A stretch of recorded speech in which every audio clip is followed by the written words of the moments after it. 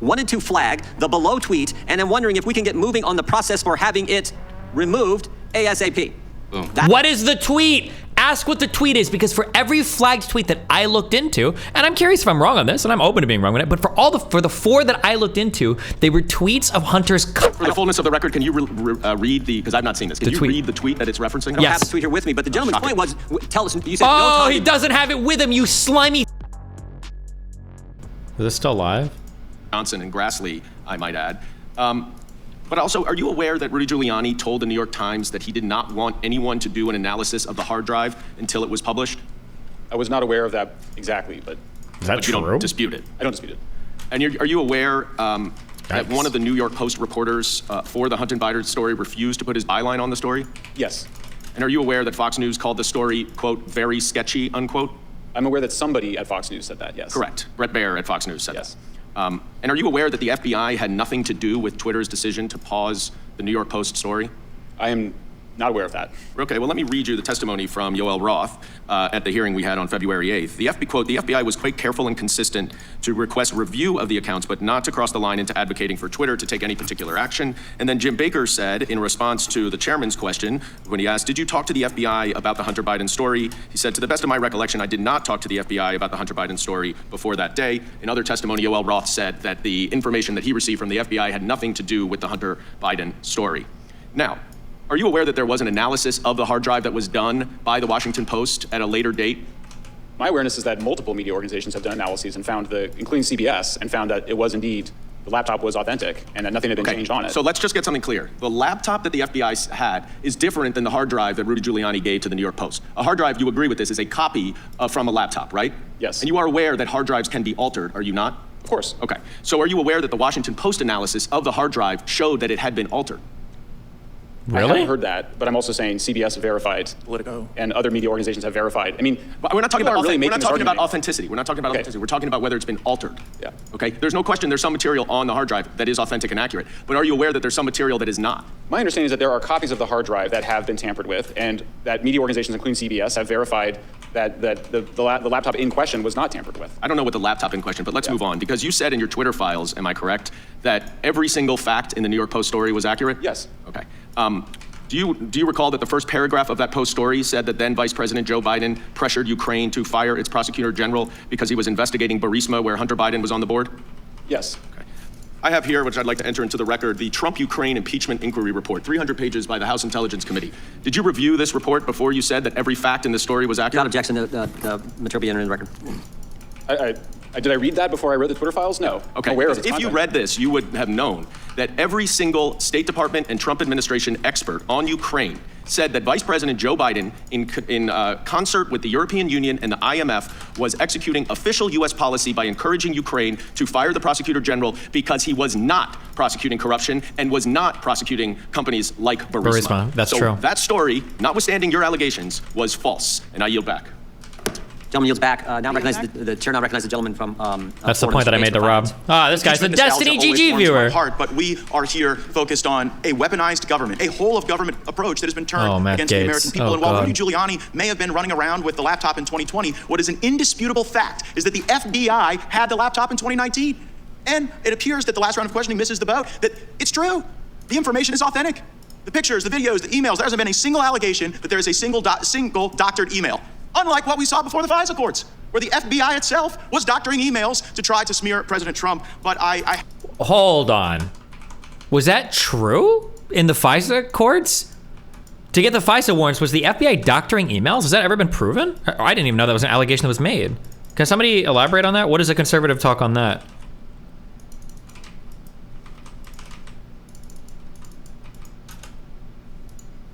have to get to a question I'm amazed hasn't been asked of the two of you. This FTC consent decree, where it is government action subject to rigorous scrutiny under First Amendment standards, government action demanding that your names be listed. How did it feel when you found out that you were being expressly targeted by a government document based on your reporting? It was chilling. I mean, it's disturbing. I never thought that would happen in the United States of America, perfectly honest. honest. I've lived in a bunch of authoritarian countries. I've visited a lot of authoritarian countries. Never thought this kind of thing would be going on here. And the nexus to authoritarianism is the desire to control the nature of truth itself. Our understandings change about things. We learn new things. We challenge prior assumptions. But if a bunch of people in Washington, D.C. get to decide what the truth is and then enforce it on the country and then punish and target those who report on their conduct, we are drifting more toward that. How did you feel, Mr. Taibbi, when you saw your name?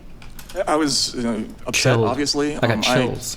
I lived in Russia during the 90s and early 2000s. I was there when Putin took power. I was friends with a group of very brave, muckraking reporters in Russia, many of whom didn't make it. A few of them were murdered after Putin came to power. So I've always been conscious of how the risks that other reporters take in other countries are incredibly severe, and that's one of the reasons why I'm motivated to protect the First Amendment, because our country has the best protections for reporters in the world. But this kind of thing, where the government is looking for information about reporters, it's usually a canary in the coal mine that something worse is coming in terms of an effort to exercise control over the press. And so on that level, it's absolutely disturbing. Also, the Aspen Institute report that we published today, talked about today in the Twitter Files thread, one of their recommendations was that the FTC be empowered to have unlimited power to search all data of private. Let me read this. FBI attorney admits altering email used for FISA application during Crossfire Hurricane. Former FBI Kevin Kleinsmith, 38, pleaded guilty in the U.S. District Court for a false statement offense stemming from his altering of an email in connection with the submission of a Foreign Intelligence Surveillance Act application, announced John H. Durham, Special Attorney of the Attorney General. The guilty plea conceded. What did he do? According to court documents, statements made in court between July 2015 and December 2019, Kleinsmith was employed with the FBI. Open FISA investigation on his Crossfire Hurricane and whether individuals associated with Donald Trump. Provided legal support to FBI personnel working. Assisted FBI personnel with applications prepared by the FBI. Conduct surveillance under FISA. During the investigation, there were a total of 4 court-approved FISA applications targeting individual 1. Now, the U.S. government agent provided certain members indicating individual had been approved with operational contact prior to the submission of the 4.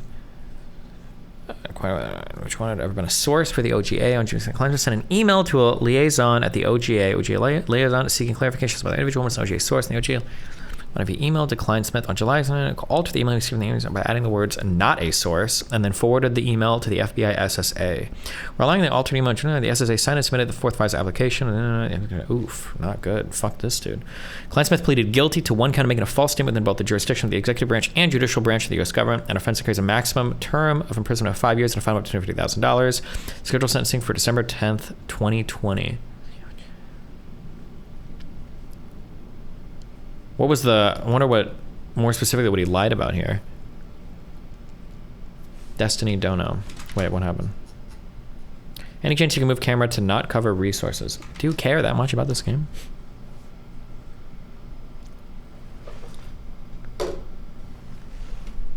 Companies so that they could more freely and more accurately search the speech of ordinary citizens. So as we're trying to put downward pressure on the government's expanding authority to be able to engage in what we see mostly from dictatorships, what you're reporting and what you're observing is that actually they view this as a growth industry. The information business, right? This yes. Censorship industrial complex is a growth industry to the government. I think the key thing also, yes, and the thing to understand is that NSF... What is NewsGuard and how are they part of the censorship industrial complex? Yeah, and by the way, we talked about Richard Stengel. He's on the board of NewsGuard. NewsGuard and the Disinformation Index are both U.S. government-funded entities who are working to drive advertiser revenue away from disfavored publications and towards the ones that they favor. This is now, you know, what I'm used to in this town is government officials pick their favorite outlets and they give them the best scoops and they give them the best stories, and there's a fusion of media and government that has long made me uncomfortable. But what you're describing now is literally the directing of revenue to certain media companies over other media companies designed and implemented with U.S. government funding and support. That's right. That is an astonishing way. If we do not take a look at NewsGuard, we have failed. And you talk about the brave reporting that occurs and what it subjects you to. I would suggest there's also political bravery that I have observed. While we've only heard from Democrats on this panel attacking you, discrediting you, a lot like they've tried to attack and discredit FBI whistleblowers who are truth tellers, there are brave Democrats who still believe in free speech. And I would advise my colleagues to look at the comments of Ro Khanna, who has been deeply, deeply concerned about this weaponization of government. And he believes these Twitter files are indeed worthy of our focus and our energy. And that is exactly what we are going to do. I yield back. I think the gentleman would now recognize the gentlelady from New York. I still have my 5 minutes, Mr. Chairman. Oh, that's right. I forgot. I understand why you may not. Because you were yielded 5. The gentleman from New York is recognized for 5 minutes. Thank you. Mr. Schellenberger, I may have misheard earlier, but is it your testimony here today that you disagree with the 2 indictments by Special Counsel Robert Mueller that definitively established that Russia interfered in our 2016 election through social media disinformation and a hack and leak operation? No, I don't disagree. Okay, Mr. Taibbi, do you disagree with those 2 indictments? Well, indictments aren't a thing to disagree. Do you disagree? They're about 40 or 50 pages. Do you disagree with the evidence outlined in those indictments? Well, indictments are just charges. I just asked you, do you disagree with the evidence included in those indictments? Yes or no? I'm not on the jury of that case. I couldn't possibly say yes or no. Okay, because you said earlier, I believe, that you did not see Russia, you could not confirm that Russia interfered in our election in 2016, that you don't believe that. Is that your testimony here today? You don't believe that they did? I think it's possible that they may have on a small scale, but certainly not to what's been reported. What's been reported or what's been included in the indictments? Well, again, indictments are allegations. They're not proof. And I understand. It's pretty detailed allegations. In the Mueller indictment, by the way. You should go read the indictment and then come back and tell us if you actually think there's no proof of it. Well, but let me move on. Let me move on, please. By the way, please, let me move on. That's how this works. You should know that by now. So do you disagree with the special counsel Mueller's conclusion in his report, Mr. Taibbi, that the Trump campaign knew about Russia's interference, they welcomed it, and they used it for their benefit? You have no reason to disagree with that, don't you? You have no information. So after that foreign interference in our 2016 election, Twitter and other social media companies naturally wanted to work with the intelligence community to stop Vladimir Putin from interfering in our elections again. Mr. Taibbi, do you think it's a legitimate pursuit of the FBI to try to stop foreign interference in our elections? Again, sir, will I be allowed to answer this question, or? It's a yes or no question. Do you think it's a legitimate pursuit of the FBI? It's not a yes or no answer. No. I'm not asking how. I'm saying, as an objective, do you think it's a legitimate? So if you don't know, the way that these things are structured are the senators or the congressmen that are on these committees basically have like 5 minutes to make their point. So what they're trying to do is this is like court, basically.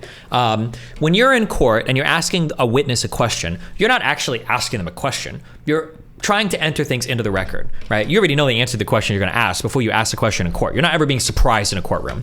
And in these congressional committees, it's the same thing. One thing that I don't like about these is time is counted when the person that you're examining or asking questions to is speaking. So usually these guys just want to make a point, have it entered into the record, and that's it. But it sucks then because you don't get like real conversations, obviously. Like this guy's trying to railroad him into answers. That's what everybody's trying to do, is railroad their own political ideology here and then move on. But like it makes for like, obviously for real discussion, it's pretty shitty. I wish the time wasn't counted against them when the person being examined is actually answering a question. It kind of sucks, but I mean, that's like the nature of what this is, I guess.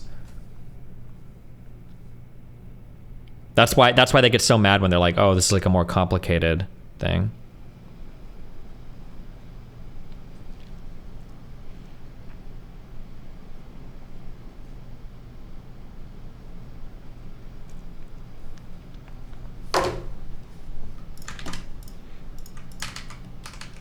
Objective of the FBI to stop foreign interference in our elections? I think it's a legitimate objective to stop actual foreign interference. Okay. I mean, I don't know what the difference is, but that's fine. Well, since Russia used social media disinformation, according to Special Counsel Mueller, I understand you may disagree with the allegations, to interfere in our 2016 elections, are you trying to say that the FBI had no basis to inform social media companies about efforts to potentially interfere in our elections after 2016? I can tell you that I read internal Twitter emails where Twitter expressly talked about the fact that the FBI couldn't possibly know more than they did about whether or not there was Russian interference, and that in fact, even they couldn't determine which accounts were actually IRA and which ones weren't. Okay, I understand you like to filibuster. That was not an answer to my question, but I'll move on. Mr. Schellenberger, in all of the emails that you reviewed, did the FBI ever direct Twitter to take down any accounts or remove any posts? Yes. They directed Twitter to remove them, or they said these may violate your terms and services? Yes, I think that's an accurate use of the word direct. They said these may violate. You think that saying that these may violate your terms and conditions is the same as directing them to take an account down? Yeah, I mean, I think if a police officer says, all right, well, you broke the very law. helpful. That's very helpful. I'm glad to know that you think. Oh, he should have let him finish that. But again, it's all grandstanding. But like, you broke the law. The FBI didn't say that they broke a law. This is the Rob Noor argument. No, not the Rob Noor. Who do we argue with this about? They're like, oh, well, it's the same thing. The FBI did not say you broke a law. The FBI just said these might be violating your TOS. That's not a legal command at all. He was about to make an absurd comparison that I think he should have been called out on. But yeah. Flagging something for a private company to make a decision about what they should do is a direction. Now, Mr. Chairman, you have repeatedly said that this committee is all about protecting the First Amendment. Mm-hmm. And what's unfortunate here is that we are talking about Twitter, and that we are not talking about Republican government officials around the country who are banning books. And we are not talking about... Would the gentleman yield? No, I will not. And we are not talking about Donald Trump jailing his former counsel to prohibit him from publishing... Is that not influence? He didn't ask if they influenced them to take anything down. He asked them if they directed them to take any down. That was the question.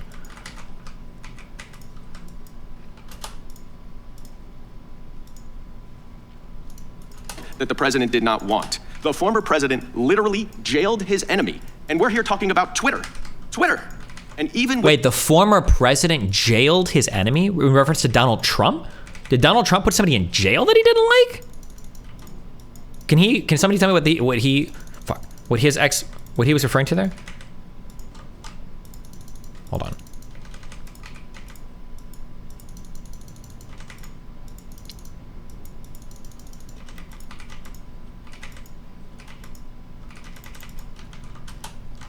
Scroll back, he just explained, sorry. And what's unfortunate here is that we are talking about Twitter, and that we are not talking about Republican government officials around the country who are banning books. And we are not talking about... Would the gentleman yield? No, I will not. And we are not talking about Donald Trump jailing his former counsel to prohibit him from publishing a book that the president did not want. Oh, jailing him. Oh, preventing somebody from doing something. I'm sorry, he's using a verb there, never mind. The former president literally jailed his enemy. And we're here talking about Twitter. Wait. Twitter. Yeah, okay. And even with Twitter, you cannot find actual evidence of any direct government censorship of any lawful speech. And when I say lawful, I mean non-criminal speech, because plenty of speech is non-criminal. I'll give you one. Gentleman's time to expire. I'd ask unanimous consent to enter into the record the following email from Clark Humphrey, Executive Office of the Presidency, White House Office, January 23rd, 2021. That's the Biden administration, 4:39 a.m. Hey, folks. This goes to Twitter. Hey, folks, wanted to use the term they used the term Mr. Goldman just used. Wanted to flag the below tweet, and I'm wondering if we can get moving on the process for having it removed ASAP. Boom. What is the tweet? Ask what the tweet is, because for every flagged tweet that I looked into, and I'm curious if I'm wrong on this, and I'm open to being wrong on it, but for the four that I looked into, they were tweets of Hunter's cock. Please ask him what the tweet was. Please tell me somebody asked him what tweet they were asking to get removed. Please, please, please, please, please. That is. Could you read the below tweet? And then if we can keep an eye out for tweets that fall in this same genre, that would be great. This is a tweet on the very issue that Thomas... Can you just, for the fullness of the record, can you read the, because I've not seen this, can you read the tweet that it's referencing? I don't have the tweet here with me, but the gentleman's point was, tell us, you said no time... Oh, he doesn't have it with him, you slimy piece of shit. I don't even need to know what the tweet was to know that it was Hunter's throbbing, juicy, big white, crack-infused cock. Because if that tweet had anything to do with media or news or information, you better believe that Captain Jordan Cuck here would be telling you exactly what was being censored. He'd be saying, this brave American was tweeting Donald Trump, and it's his God-given right to say so, and they wanted to censor it. He's not telling you what that tweet is because he knows what that tweet is. It was Hunter Biden's. That's what it was. You loser. God, I hate this guy. Government tried to tell Twitter to take that, to explicitly remove something, and no, I said explicitly remove lawful speech. Lawful speech. We're going to conflate. The First Amendment is not absolute. Twitter, yes. This is something from Robert Kennedy Jr. But for the record, I assume that's lawful a point speech. of order, Mr. Chair. Because Robert Kennedy Jr. said it. That's why it's lawful speech. Just a minute, Mr. Goldman. All I'm saying is, you said at no time did the government explicitly say to take a tweet down. Here we have it, right here, from the White House. They couldn't even wait 2 days. 2 days into this administration, they were asked Twitter to take something down, and we will get you the underlying tweet. Thank you. I recognize the I gentleman. wonder what the tweet was. 2 days. If it was 2 days into the administration, it might not have been Hunter's cock then. I wonder what it was. Robert Kennedy Jr. Is talking about he's talking about Hank Aaron's death after he received the vaccine. That's what the tweet's about. We'll get you a copy. Thank you. Mr. Chairman, I would say one thing. That's certainly lawful. Mr. Chairman, I ask unanimous consent to enter the tweet that you referenced into the record of the committee. Without objection, we'll enter that into the record along with the statement from the White House, the Biden White House, 2 days into the administration when they're directly attacking people's First Amendment liberties. With that, I recognize the gentlelady from New York for 5 minutes. I want to yield to Mr. Johnson. Thank you. Just to point out quickly that Mr. Goldman is proving himself to be a master of obfuscation. He said the First Amendment applies to government censorship of speech and not private companies. But what we're talking about and what the chairman just illustrated is that what we have here and what your Twitter files show is the federal government has partnered with private companies to censor and silence the speech of American citizens. I yield back to the gentlelady. It was a tweet spreading the conspiracy that a super old famous baseball player died because of the vaccine, spread by anti-vaxxer Robert Kennedy. Gotcha. Okay. That is a speech. That is a tweet that should be protected by the First Amendment. That is not illegal. But then I'm curious what the request for takedown was. I just came from an open hearing with FBI Director Chris Wray, and he said under oath that no one from the FBI communicated with Twitter regarding the Hunter Biden laptop story. Based upon both of your courageous reporting, can you address that? Courageous. I mean, we saw, I mean, like I said, we don't know. I mean, so at this point, we just have to take his word on it. But what we saw was a huge amount of FBI communications to Twitter. We saw the former deputy chief of staff, the former general counsel showing up at Twitter right at the critical period. So I find a lot of suspicious activity. I would like to ask him a bunch of questions about that because I find it very suspicious and unresolved. Mr. Taibbi, do you have comments on that? We do know that there was a teleporter communication that had 10 documents in it just before the story broke, but we don't know what those documents were, so we can't suppose. Well, I don't take his word for it. We have lots of examples where they have not been accurate from that particular agency when it comes to testifying before Congress. So it is our job in this committee to get to the truth, to shine sunlight and transparency for the American people. I want to ask you both about the Aspen Digital Hack and Dump Working Group, which involved an 11-day scenario in October 2020 that began with the imaginary release of falsified record, that's what they claimed, related to Hunter Biden's controversial employment by the Ukrainian energy company Burisma. Right. This was if they knew, because they did know. So I would like your comments, Mr. Schellenberg. These were the files that you did extensive reporting on about how concerning this is and how this is truly the definition of the weaponization against free speech and suppressing accurate reporting. Yeah, so there's actually two things, and one of them we just discovered recently, which is that there was a Stanford Cyber Policy Institute report, which said that, which was in menacing terms, telling journalists that they should abandon the Pentagon Principle. Again, this is the Pentagon Papers Principle. This is the idea that if Daniel Ellsberg brings you materials he's taken from the Pentagon about how the war in Vietnam is going, the New York Times and Washington Post published those. That was considered one of the greatest moments of American journalism. Here you have Stanford Cyber Policy Center saying we should abandon that principle. You should instead make the issue about, frankly, the theories about where it might have come from. Then you had the Aspen workshop, which was attended, by the way, by New York Times, CNN, Washington Post, Wikipedia, Facebook, Twitter, many other journalists, where they basically, you read it, it's like a kind of programming of the journalists that they should not follow this long-standing journalistic principle of taking materials from a hack and leak or any other situation and taking them seriously. So, I mean, you read this and it feels like a kind of brainwashing exercise that Aspen Institute and Stanford were running against American journalists and the social media companies. Mr. Taibbi, comments? Yes, I think there were a couple of moments in the Twitter files that really speak to a kind of larger problem. In the first Twitter files, we saw an exchange between Representative Rouhana and Vijay Gad, where he's trying to explain the basics of speech law in America, and she seems completely unaware of what, for instance, New York Times v. Sullivan is. There are other cases like Bartnicki v. Vopper, which legalize the publication of stolen material. That's very important for any journalist to know. I think most of these people are tech executives, and they don't know what the law is around speech and around reporting. And in this case, and in 2016, you were dealing with true material. There is no basis to restrict the publication of true material, no matter who the source is and how you get it. And journalists have always understood that. And this has never been an issue or a controversial issue until very recently. And by the way, just one quick thing I'll add. That's the exact same strategy of the malinformation, misleading. So in other words, they were saying even if the material you think is true, it could lead people to have conclusions that we don't want them to have, and therefore you should change your journalism because of that. So this is we're so far down the slippery slope, you've crashed at that point. I mean, it's a disturbing trend in journalism, in social media, and in the relationship from the intelligence community to these organizations. How have you been targeted since the publication of the Twitter files? Generally, time expired. We'll give a quick answer if we can. I mean, again, I've known journalists who've suffered real brutal harms in my career, so they've said a lot of nasty things about me on Twitter, but it hasn't been so bad, I would say. The FTC thing is the only thing that's legitimately concerning, and that's not really for my sake. It's more because it's a general problem for journalists everywhere. I've been censored on Facebook since the year 2020 for writing accurate information about in climate an article change? that went viral. I remain censored. They continue to flag warnings on posts that I write that have nothing to do with the environment. And we now know that one of the U.S. government-funded organizations has put out a report that specifically targets me and presents disinformation about my own position on climate change. And so I've got a lot at stake here. Yield back. Mr. Chair, may I ask unanimous consent to enter into the record a letter dated June 25th, 2020, to Mark Zuckerberg from Chad Wolf, the acting Secretary of Homeland Security, in which he asked Facebook to keep Americans safe by taking appropriate action consistent with your terms of service against content that promotes, incites, or assists the commission of eminent illegal activities. Those committed to protecting free exchange of ideas should not turn a blind eye to illegal activity and violence fermenting in your platform. This is after the summer in which Black Lives Matter protests took place. Objection. Gentlelady from Florida is recognized for 5 minutes.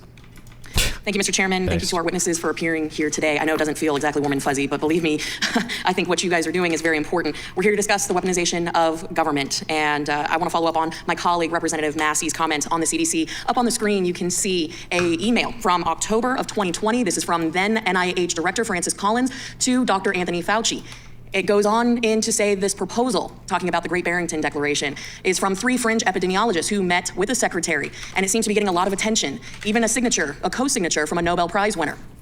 Oh, we read these. I would like to point out. There needs to be a, quote, quick and devastating published takedown of its premises. I don't see anything like that online yet. Is it underway? Signed, Francis. Now, what I find interesting is if you fast forward into June of 2021, the Biden administration was raging at social media companies. There is communications that we can produce, for the record, that state, we would like you to combat, quote unquote, misinformation. Now, we, thanks to the Twitter files, know that Twitter executives were using the term visibility filtering, and that really to the rest of the American general public was shadow banning, correct? Yes. Okay. So all of a sudden, we saw a rash of blacklists created by Twitter at the highest levels that were taking down some of the signatories and creators of this very Barrington Declaration, correct? This is to both of you. I haven't seen that, but I haven't seen that either. So would you agree that there was a blacklist created in 2021? Sorry, yes, Jay Bhattacharya, the Stanford professor who I don't think anybody considers a fringe epidemiologist, was indeed, I'm sorry, I didn't piece it together. He was indeed visibility filtered. Correct. And so this blacklist that was created that really was used to deplatform, reduce visibility, Yes. Create lists internally where people couldn't even see their profiles, that was used against doctors and scientists who produced information that was contrary to what the CDC was putting out, despite the fact that we now know that what they were publishing had scientific basis and in fact was valid. Absolutely, and not only that, but these are secret blacklists. So Professor Bhattacharya had no idea he was on it. I mean, this is East Germany Stasi kind of behavior. That's what this is. And the Great Barrington Declaration, by the way, I was skeptical of at the time, but it actually now looks pretty good in terms of how response to COVID. But even if it was totally wrong, it still deserved. I mean, this is the whole point of the First Amendment: is that Absolutely. I think we all have the experience of you're not right until you're wrong a lot. You know, you actually have to have that debate and that conversation. So by repressing that, we actually stifled, I think, a much broader conversation we could have had about how to effectively respond to COVID because they were secretly blacklisted. That's probably like true. Jay Bhattacharya. And I think to the bigger point that Americans are concerned about when it comes to the weaponization of government, this isn't Republican or Democrat issue, this is an American issue. You had individuals, millions of Americans, who in many cases were being mandated to take an experimental vaccine, and when those that wanted to consider taking it were trying to make an informed decision, you had opinions that were being silenced because it didn't fit a specific narrative pushed by the Biden administration, correct?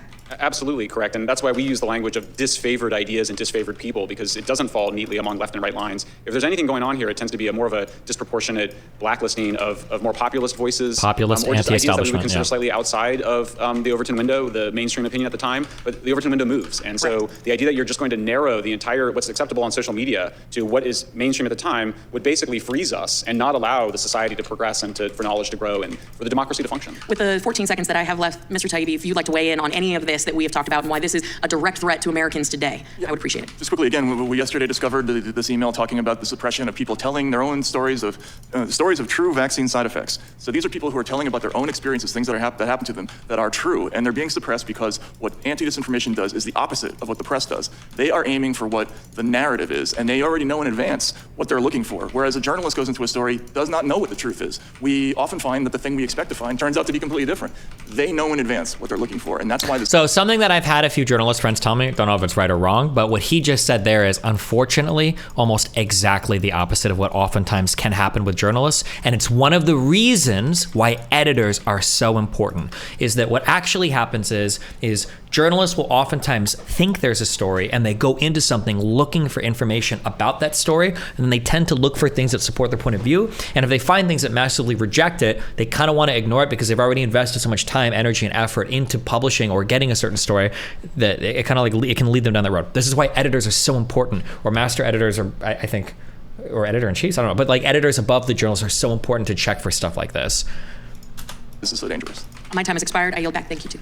The gentlelady yields back. I want to thank our witnesses for being here today, and I think maybe if we can get this right and stop this, and what legislation, appropriation, whatever it takes, we can stop this. I think in the future people will look back and look at your courage as people in journalism, in the press, to come here with what you've been facing, what you've had to endure, and now with the idea that the FTC is coming after you. That's something that I think is pretty darn important and certainly noteworthy. So we appreciate you sitting here for 2.5 hours.